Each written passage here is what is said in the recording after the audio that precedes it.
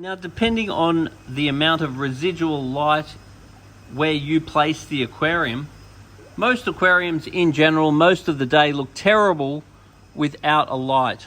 So you may very well consider putting a light on the aquarium, like this LED Slim light. Now, you do not want to have the light on too often. If you have live plants in the aquarium, you want to have the light on a maximum of 8 hours a day. So say 6 to 8 hours a day. If you do not have live plants on in the aquarium, you want to have the light on as little as possible. Preferably having the light on just while you're likely to be enjoying the fish. Now, if you do notice algae growing in your aquarium, adding snails, but more so various catfish and algae-eating fish will definitely help.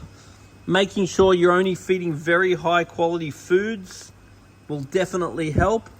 And reducing the amount of light will definitely help.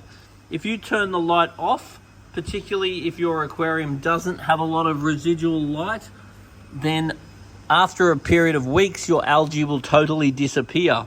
Once again, depending on how much residual light your aquarium's got. But light is a major factor as far as algae is concerned.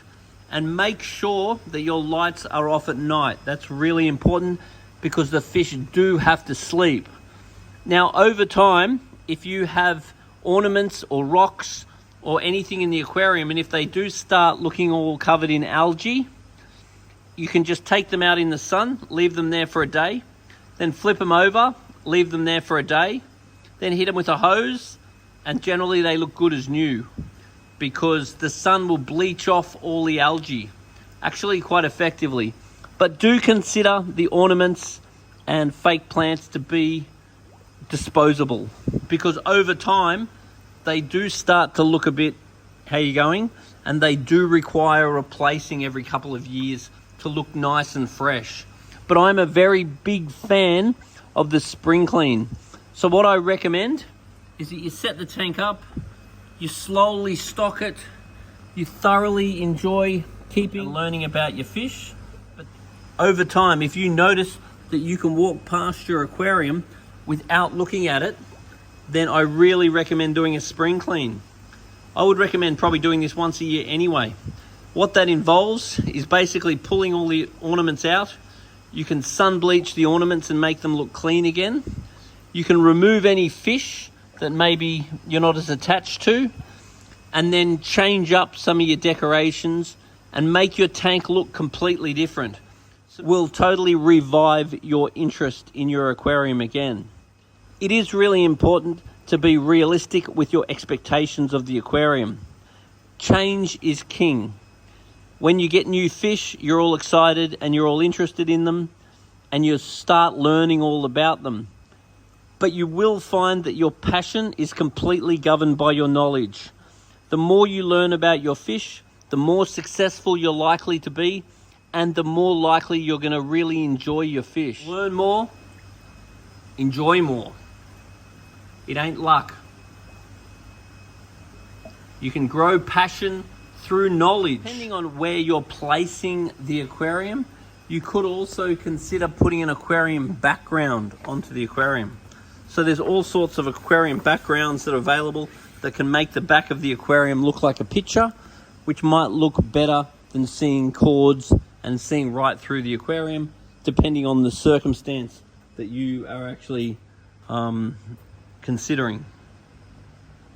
Now, assuming your aquarium ran quite well as a temperate water aquarium, the next thing you may decide to do, particularly to increase the availability of species that you can get and to grow your interest, you may then like to get a thermometer, and the thermometer can start monitoring the temperature of your aquarium.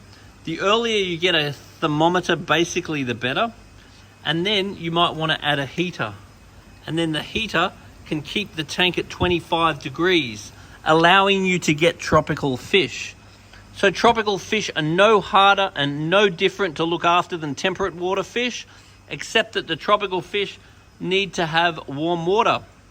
So when you're running a tropical aquarium, it needs to be 25 degrees before the fish go in there. And then you need to make sure that when you're doing water changes, You're only changing a small amount of water at a time, let's say 20%, and it's better to pre-warm the water, because what you don't want to do is give these fish a cold flush. Otherwise, a cold flush can stress the fish and end up with diseases like white spot. White spot is very easy to treat, assuming you know how to diagnose it. So if you're seeing little white spots on the fish and you're seeing them flicking and scratching, we can give you some white spot medication, which is very effective and will fix that problem. But once again, if you see anything going on with your aquarium that doesn't make sense to you, you need to grab your phone, make a little video of the situation, make sure that all your bottles and jars and stuff are in the video, make sure we can see the filters, make sure we can see the lights, make sure we can see what the fish are doing, then bring the video down to a sample of water and we can advise you exactly what to do next. It is very simple and it is very easy. So tropical fish are in exactly the same water as the temperate water fish. It's only that they need a heater. Assuming that your temperature is stable at about 25 degrees, and assuming it's been at least a couple of weeks since your last introduction of fish, and assuming that every time you want more fish, you bring a sample of water and a video of your tank running, so we can check on it. Also, remembering never to add food for the first couple of days after introducing new fish, and making sure you're only feeding the highest quality foods, what the fish can eat in 30 seconds 5 times a week. You may then decide to get some more fish. Now, when you're getting new fish, just be aware that if the mouth of the biggest fish can fit the smallest fish in its mouth, then the biggest fish may eat the little fish. Now, when you add new fish, it is very important that you keep an eye on the fish, because just because you've been told they may get along, it does not mean they will get along. And just because you've told that they won't get along also doesn't necessarily mean that they won't get along, because ultimately fish do what fish do, and it's up to them whether they actually get along. So your job is to watch them. And if you see a problem, you've got to do something about it before that problem eventuates, because generally you see something happening and you have an opportunity to fix it before it really becomes a problem. So once again, if anything doesn't make sense, if anything doesn't look right, grab your phone and make a video of the setup and bring down a sample of water and we can guide you. Fish keeping is definitely the cheapest and by far the easiest pet that you'll ever have. If you're setting your aquarium up a little bit too quickly, or if you want to increase the capacity of your aquarium, something you can do is think about adding some marine pure balls. Now, marine pure balls can often be bought from your local aquarium, bought pre-seeded. So these ones were actually taken out of one of our systems, for it's full of lots of good bacteria. So when you add fish to an aquarium, the fish produce waste, and we need to have good bacteria in the system to break down the waste from the fish. So we can actually get media from an established system, and then that brings the good bacteria into the water quicker. So even just by dropping these into the back of the aquarium, you don't necessarily need to see them. They can just hide in the back there. And then those balls bring lots of good bacteria into the system,